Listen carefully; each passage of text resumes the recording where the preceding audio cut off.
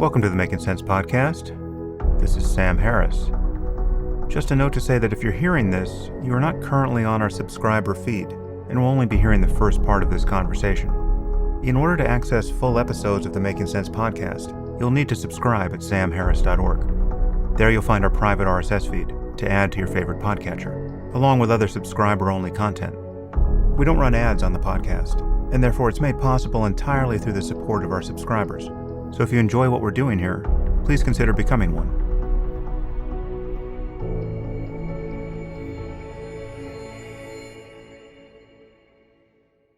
Today I'm speaking with Oliver Burkeman.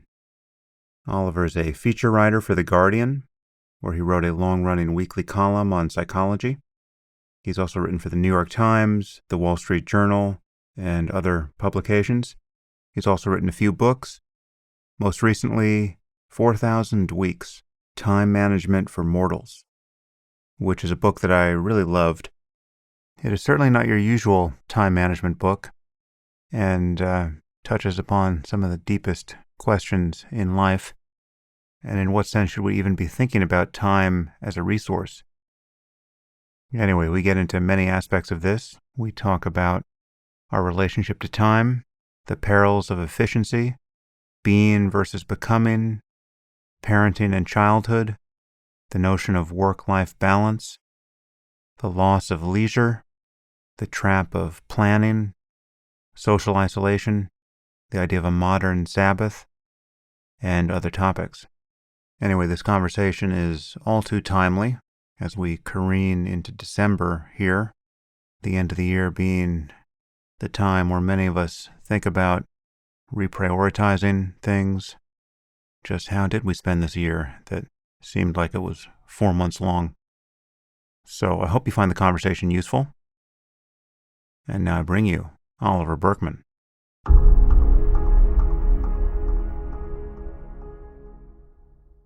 I am here with Oliver Burkeman. Oliver, thanks for joining me. Thanks so much for inviting me. So I'm not aware if we've ever met. I think you've interviewed me once or twice, but tell me our history together. I think that's right. I think that we haven't ever met. I fairly recently consulted you for a piece that I was writing for The Guardian on free will. That was our most recent interaction, I think. Yeah. But was there a time before that as well?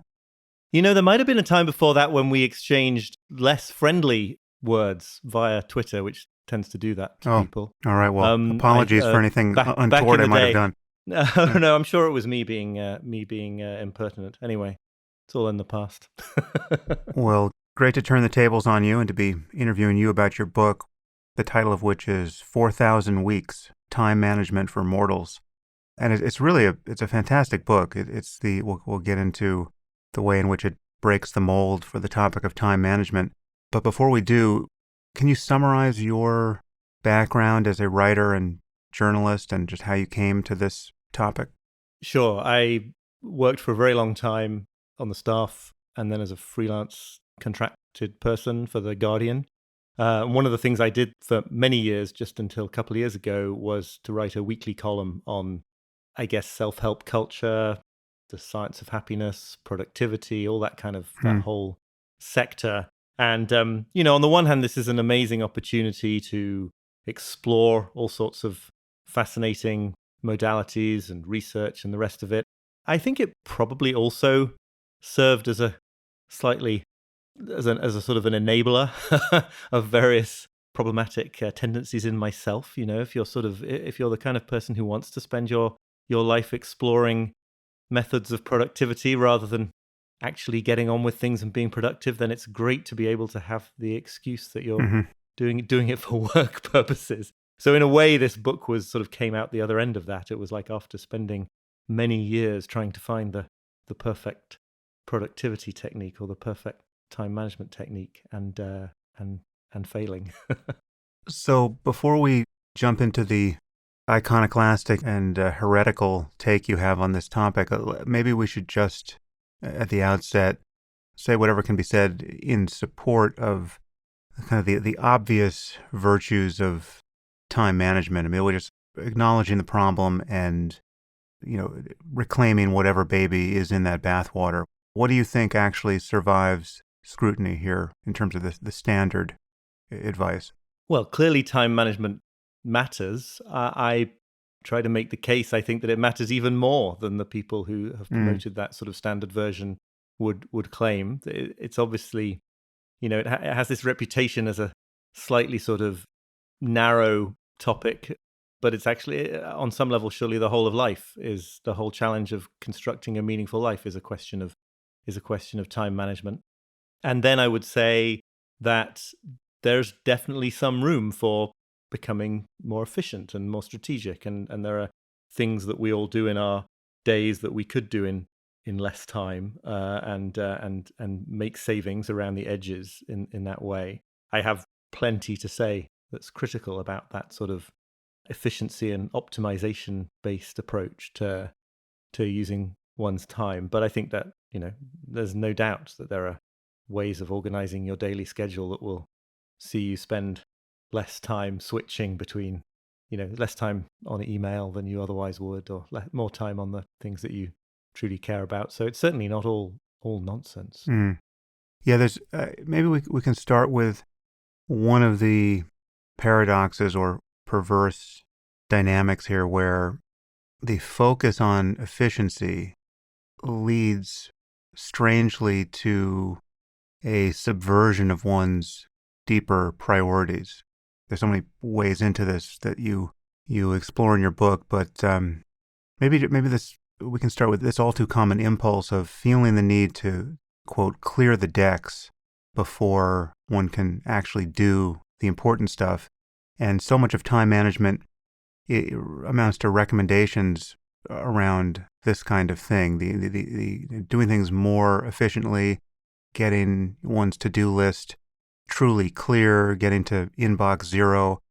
What's wrong with the level of focus when one approaches it that way? I mean, I think we're all familiar with this problem. It's just that we don't always put a name to it or sort of see it in objective terms. But this general problem is that if you focus on efficiency as the governing value in your personal use of time, and I think this probably applies to all sorts of other systems as well, and it's recognized in those other contexts, all else being equal, a more efficient system will simply attract and process more inputs. If you get really good at getting through your email, you will receive more email because you will reply to people at a greater tempo, at a faster tempo, and those replies will generate replies, and you'll develop a reputation in your organization as someone who's responsive to email, so more people it'll be worth their while to send you email. So that's just one example, but this is Parkinson's law, the idea that the work expands to fill the time available for its completion. It's just this basic problem that efficiency pursued as the governing value leads to more stuff coming in that you have to process, and for other reasons that I can talk about, I think it also leads to a lower quality of stuff, right? It focuses you on spending more and more time on the things that you don't particularly value. And so, if you take that approach of trying to clear the decks before you get round to the important stuff, firstly, the decks will never be clear anyway, because of the world we live in is, we are finite, and the potential number of little things to do is effectively infinite.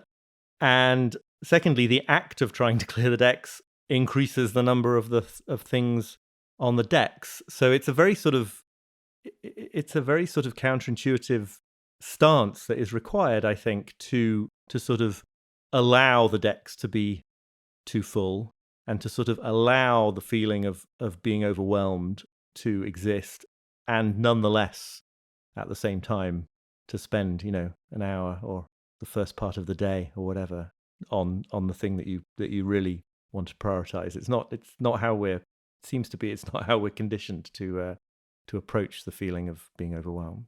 Yeah, there seems to be this psychological cork at the bottom of all of this, which is we don't want to admit the fundamental limits of what we can do. I mean, just the basic fact that doing any one thing is synonymous with not doing an infinite number of things. So if you're going to spend an hour reading a book, you're spending that hour if in fact you are merely reading that book and not doing 10 other things with your phone.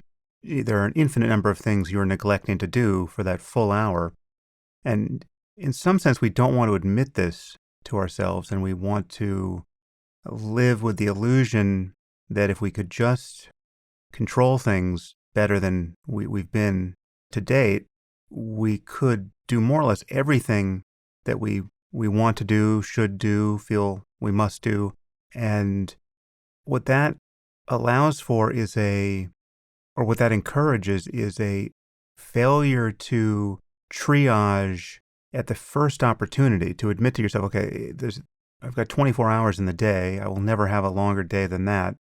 And therefore, if I'm not doing these most important things first, they're vulnerable to my doing far less important, less rewarding things in the meantime.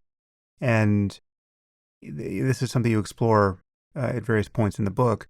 The embrace of our limitation, the recognition that this finite resource of attention allows us to live with, as you say, the decks not being remotely clear and focus on the most important stuff, whereas actually not acknowledging the limitations causes us to just respond to the email we need never have responded to in preference for that most important thing that is yet once again not getting touched today. Yeah, right. Exactly. I mean, for me, this is the core of it all, this deep discomfort that we have with confronting how limited we are, not just in terms of quantity of time, I think, but also control over the unfolding of time. Mm-hmm. The degree to which we are just rafts on the white waters of the river of time and have really relatively little control over how things go.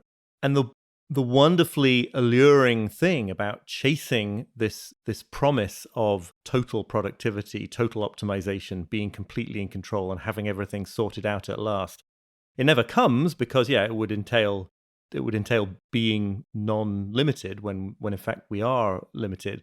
But there's always the sense that it might just be around the corner, might just be in the future. And that was my experience for years as a total sort of, paid up productivity geek. It was not that I had everything working brilliantly and could do everything that was thrown at me, but it was always like it was maybe only a few weeks away that I would have this system set up and everything would be perfect. So there's this kind of constant future allure that you're eventually going to get your time sorted out, which really just means break through the limitations of the human condition with respect to time. And because it's always feels like it's coming, right, that's a reason not to face the discomfort that would be entailed by saying, okay, it's never coming. I am going to end up neglecting in this life huge numbers of things that matter and that would have been a legitimate use of my time, along with lots of other less meaningful things. I'm going to end up neglecting lots of them. It's going to happen whatever I do. And so at some point, I've just got to apply myself to a few things that seem like the most important ones. Yeah, there's this piece of corporate speak that has worked its way into my vocabulary, despite my best intentions.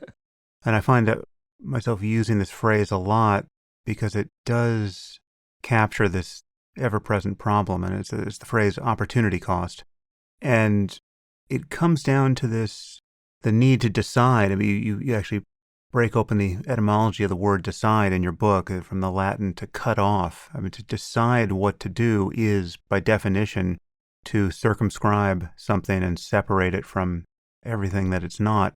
And I guess there's something on the other side of this. There is something to having a carefree attitude too, and just allowing yourself to wander within certain limits and discover what happens of itself.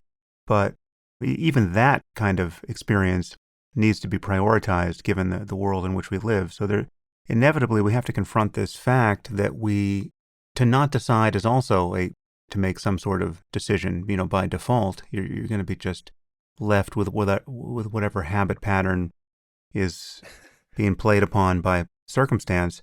So it seems to me that the focus for making any kind of change in the quality of one's life has to be around this variable of deciding what it is that's really worth your time and attention, and noticing all the ways in which your life is buffeting you away from those priorities. And it takes this continuous act of recalibration, because as much as we may be intellectually aware of the finiteness of life and the transitoriness of everything, in some sense, we're really not aware of it. We're not emotionally aware of it so much of the time. And to live a life that you really can't regret at the end of any given day or year, or at the end of your life, I think has got to entail succeeding more and more at this choice point of granting your attention to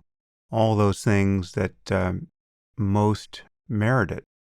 Absolutely. I mean, I think I'd push it even a bit further and say it isn't only about making sure that you only focus on what matters the most to you, but it's almost about accepting that quite a few things that might be among the things that matter the most to you won't make the cut either, because there's just no reason in our situation to assume that the quantity of things that matter fit comfortably inside the available time.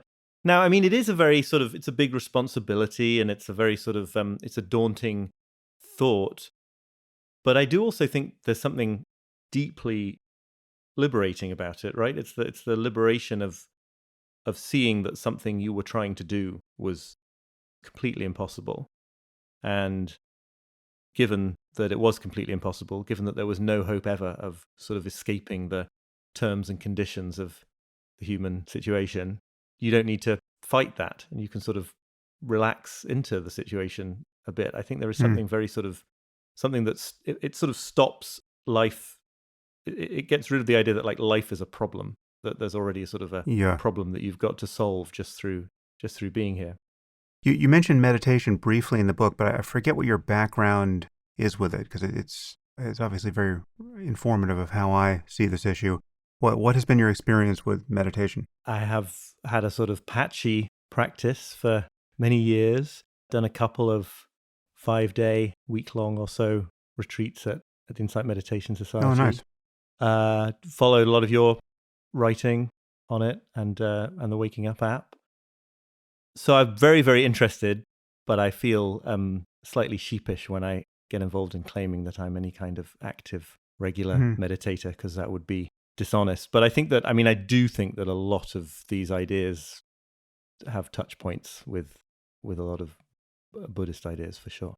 In the possibility of relief that you just described, and that comes by acknowledging the endlessness of experience, right? You're never going to actually accomplish everything, not only everything that you might do, but everything that even upon final analysis you would think is truly important and truly rewarding. There's an infinite amount of that too, potentially. Right. Just like there's, a functionally infinite number of good books to read.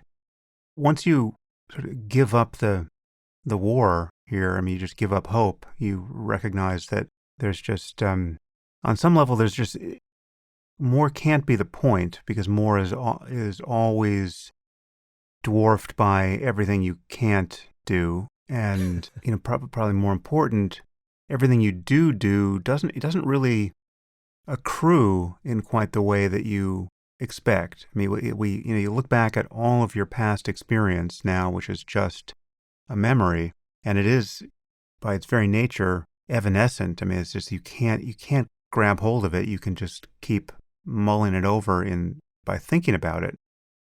So it never quite lands, and it's not to say that you don't learn things and develop new skills and develop new opportunities for life in the present based on past experience, but the satisfaction of satisfaction doesn't last in quite the way we sense it will by default, and yet we rarely turn the same understanding on the future and recognize that all of these things we are looking forward to or worrying about or are in some way or other focused on, they too are going to have this mirage-like quality. When the future finally arrives, it will be this cascade of sights and sounds and sensations and impressions and assumptions, and it will blow through us yet again and very quickly become a memory. So in some sense, we need to recognize this different mode of being versus becoming. I mean, it's the becoming side of the equation, which is always taken in yet again by the illusion that if we could only, Right. check all these boxes in the future, we will be satisfied. Whereas the being side recognizes that in some basic sense, there is no real place to land beyond recognizing that this moment, with all that has been done and left undone, has to be, in some sense, the ground of our well-being. Whatever you have to be being in the very middle of writing the email you really don't feel like writing. The good life requires that you be able to locate some tranquility and acceptance and even happiness, even in the midst of that. It can't be predicated on getting it done or just getting through, because then you're just getting through your life. You're getting through your day, and it's just treadmill time. Right. You're so right that we forget this for sort of years and decades at a time, but it's also kind of immediately obvious that if it's all leading up to something, it's all leading up to what? A single moment on your deathbed? That makes no sense. It's obvious that it makes no sense. I think I don't know if I can articulate this properly, but it has something to do with a kind of fundamental misunderstanding or illusion or something about what time is, I suppose. Right. It's this idea that time is a resource, it's a thing that we use, that you have to sort of get the most out of the portion of time that you've been given. All of these things imply a separation between time and you. And yet, as I try to go into in the book a little bit, there's a real sense in which it might make more sense to think of the idea that we are time, right? That you are a portion of time. And that to me speaks to this idea that it's not a dress rehearsal. It has to matter now if it's ever going to matter. The whole idea that you're sort of using this resource to get to some place of paradise in the future stops making any sense if you think instead that we just are this portion of time. Well, then obviously it's got to be in the present that meaning is to be found. I attribute some of these ideas in the book to Heidegger, who I sort of grappled with to try to understand this. But since the book was published, I've found, I think, strikingly similar things in some work commentaries on Dogen, the founder of Soto Zen, who seems to have said some very similar things and wrote an essay that the title of which is translated as Being Time. This idea that we just are time, for me anyway, it's almost, at least sometimes, triggers this kind of bodily shift into the feeling that like it has to matter now. I don't know if that makes sense when I put it into words. Yeah, well, and Dogen has the virtue of not having joined the Nazi party. Right, exactly. It would have been all things being in equal, hindsight, go with him. Been yeah, nicer to, yeah, right. Yeah. So you said you made one point about it can't all be purpose toward getting safely to one's deathbed, with one's priorities intact. And it's this instrumental relationship to everything in life. It is pernicious. You have some reflections on parenting and childhood that make this pretty poignant. Perhaps you can talk about it in light of how we tend to think about our kids as parents, and how strange that conception of living life as a means to some nebulous end becomes in that context. Yeah, I mean, I'm not the only person to have made the observation, but it's just the degree to which we think about parenting, or naturally fall into thinking about parenting as solely a matter of creating the most successful adults later on. For any value of successful, right? This isn't necessarily a point about money and professional success. It's a point about treating your job as a parent as being the act of creating something in the future, to the exclusion of the experience of childhood and the experience of parenthood in the very moment itself. And I quote in the book, I think Adam Gopnik, the New Yorker writer calling this the causal catastrophe, the idea that the only question to ask about the quality of a childhood or of a parent-child relationship being what it's creating for the future. And as I recall, one of the examples, I think it was him who gave, there is a question when it comes to violent video games, very controversial question, obviously, about whether this leads to sort of bad psychological traits later on in life. But it's kind of only one part of the question. The other question is whether a childhood spent playing violent video games is or is not a good childhood. And it might be I'm steering well clear of having an opinion on that matter right now. But the point is just that you can ask the question about how the quality of time is spent now, not only about whether it is adding up to certain outcomes. And if you don't at least a little bit focus on what it's like to be on the experience right now, you sort of sap all the meaning and value from it. I'm writing a book about, still being in this very sort of productivity-oriented mindset when our son was first born, and finding myself, not sufficiently absorbed in the experience of interacting with him, because one part of me was trying to figure out whether he was meeting the developmental milestones that I'd read about in some book. And, these things matter. It's like you can't disregard them. But there's a real possibility for that to completely crush the experience itself. And I think it's certainly not just parenthood, but it becomes parenthood is a sort of a terrain where it seems very, very easy to fall into it. Yeah, no, it's a very strange question to pose. What is the purpose of a good childhood, right? Like if the whole point of having a good childhood is to have a good adolescence, and the whole point of having a good adolescence is to have a good young adulthood, and the whole point of a good young adulthood is to have a good middle age. I mean, you see where this is going. Right. Yeah. It might make some sense if we lived forever, but we don't. Exactly. What are your thoughts about the occasionally vaunted ideal of having anything like a work-life balance?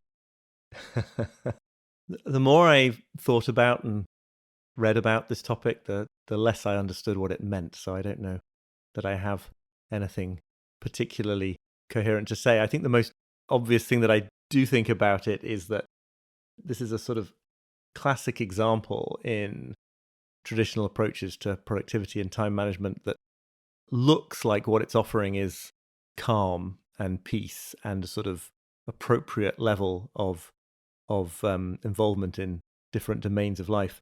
But really in practice and in the way it gets internalized by people, just ups the pressure. It's the demand that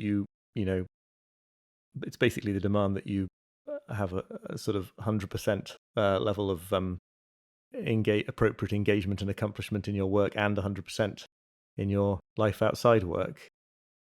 And, that it ought to be possible to find a way to feel that you're giving all you would like to give to your work and all you would like to give to your family and your social life and your hobbies.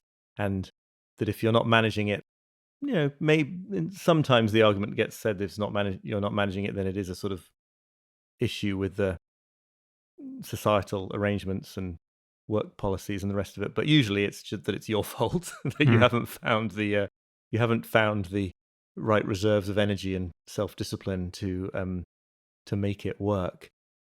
Again, the sufficiency problem kicks in, right? This problem that if you get really good at handling any given domain in your life, it will lead to the sense that there is more that you ought to be handling. If you get to the point where you do feel that you have a good work-life balance, I think it's virtually inevitable that you'll feel some new pressure to do something else, to add another domain in which to excel. So it just seems like a very typical example of that treadmill phenomenon.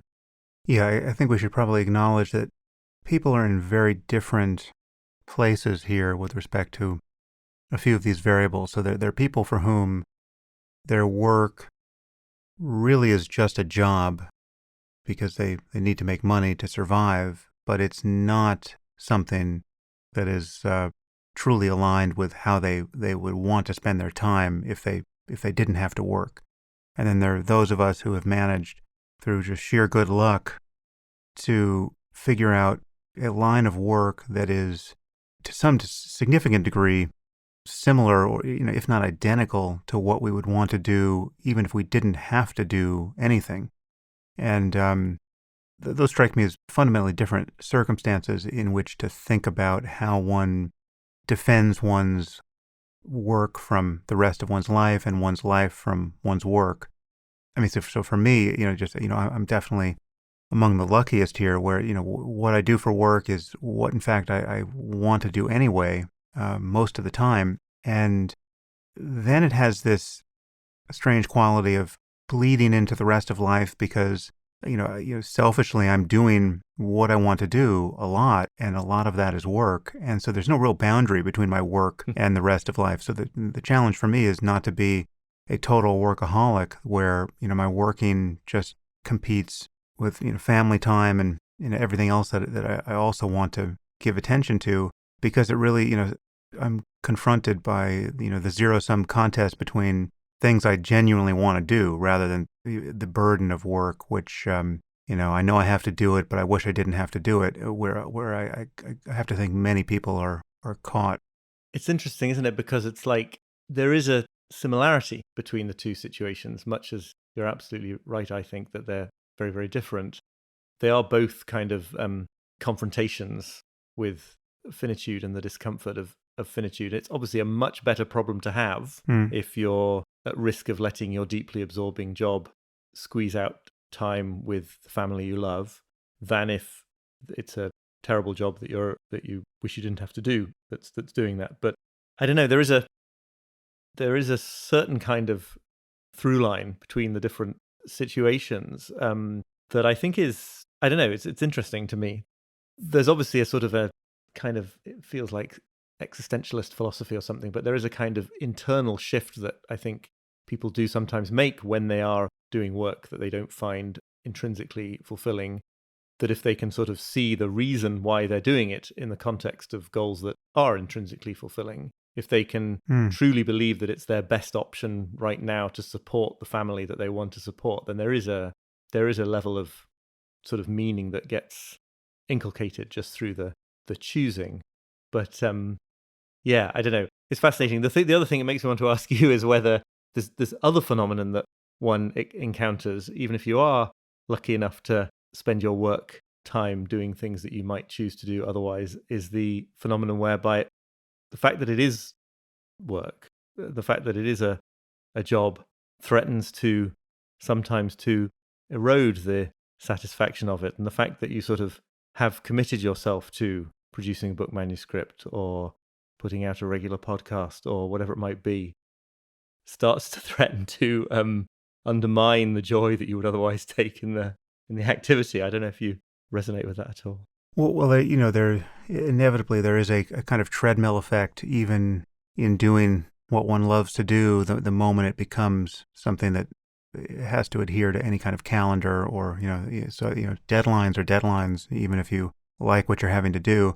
So there's that. But no, to an unusual degree now, I find myself in the spot of my work and my guilty pleasures are more and more indistinguishable. It's really, I mean, if you just look at, take this conversation, the reason why we're having it is because I wanted to read your book and I read it and I loved it and now we're talking, right? So it's like, had this book been forced on me, which, occasionally happens, then it's a slightly different experience. But this really was, it was a book I felt like reading anyway, and now it has become the substance of my, quote, work. But it's really, a uniquely privileged spot to be in, to have found a way to do this. Yeah. But it's still, but as you point out, it does have this other effect of throwing me up against the limits of all that I want to do and all that I feel I should do, and just the limited bandwidth for all of that. It does make a mockery of this other concept, which used to be pretty well enshrined in our culture, certainly among the most fortunate people. And that's the concept of leisure, right? And you this is something you analyze in the book. we have kind of lost sight of leisure and the whole point of it. Even the most fortunate people have, especially, I mean, when you look at how the rich, certainly among the rich knowledge workers, if you look at how they spend their time, these are not people who are especially good at downtime. You have people working as measured by the clock, more hours than anyone else in society. On some level, they're choosing to work this hard, and not all of them are in precisely my spot of doing almost entirely things they want to do anyway. But they're, in most cases, presumably they're free to do less work, and they're not accomplishing it. And leisure has become this. It's something that we feel that we either need to justify, or we just fail to even try to justify it. Whereas in previous generations, that kind of inversion of priorities would be unthinkable. I mean, the point of being rich and lucky in generations past was so that you could enjoy leisure. Right.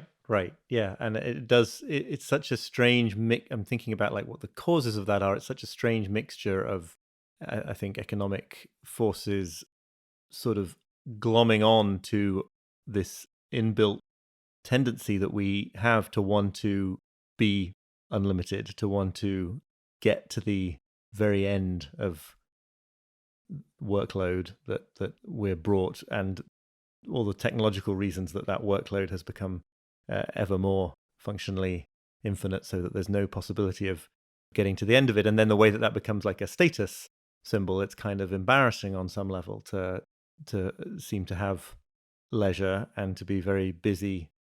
I'm not saying anything original here, but to be busy is a sign that you must be in demand, and that you must be living your life in a useful fashion. And then as well, you get this very strange phenomenon where leisure itself becomes subject to the instrumental imperative, where it doesn't really count as a good use of your time off if you're not at least building some skill, or resting and engaging in, quote, self-care, so that you can be a better worker or more productive in your job, or at least meeting your fitness goals or something, right? There's something very counter to the spirit of the times in just sort of tinkering around with some hobby because you sort of enjoy doing it, and not particularly caring whether you even get better at it or manage to turn it into a income stream or something. There's one version of multitasking around which I'm, I think, unabashedly positive now, which is, and this is going to sound self-serving because it's speaking directly to what is increasingly my career here, but listening to audio, listening to podcasts, listening to audiobooks while doing something else that would otherwise be merely instrumental has changed, I think, many people's relationship to whatever it is, the long commute, the doing of the dishes, the just doing something which is inevitable but not the point of one's day. When you're listening to a podcast or to a book or something that really is adding value to what you're doing with your mind, that strikes me more and more as an unalloyed good. I mean, it's made me by default patient with let's say a drive that takes a half hour longer than planned for, right? It's like there's no the sense of rushing, provided there's no real urgency out there in the world. It's just completely evaporated for me, because I'm now virtually always listening to something that I really do want to listen to. And I don't know if you've experienced the same thing in your life, or if you see any unhappy little caveat to add to that rosy picture I just painted. No, I totally know what you mean. I mean, I defer to you on this, but there's a neuroscientific point about different channels of attention here, I think, and the way that we're combining certain combinations. If you'd like to continue listening to this conversation, you'll need to subscribe at samharris.org. Once you do, you'll get access to all full-length episodes of the Making Sense podcast, along with other subscriber-only content, including bonus episodes and AMAs, and the conversations I've been having on the Waking Up app. The Making Sense podcast is ad-free and relies entirely on listener support, and you can subscribe now at samharris.org.